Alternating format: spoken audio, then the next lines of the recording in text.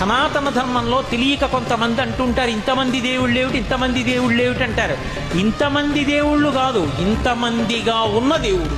నేనే పరబ్రహ్మను కురుశ్రేష్ఠ,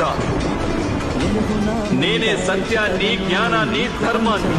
పార్థ, దివ్యములై నానా విధములై అనేక వర్ణములై అనేక విశేషములు గల నా స్వస్వరూపమును కన్నులార దర్శింపుము.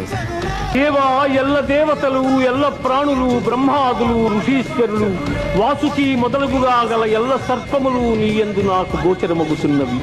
ఈశ్వర, నీ విశ్వరూపము అనేక బాహువులతో, ఉదరములతో, ముఖములతో ఒప్పియున్నది. అట్లయ్యూ నీ ఆకారమున ఆద్యంత మధ్యమములను గుర్తింపదాలకున్నాను.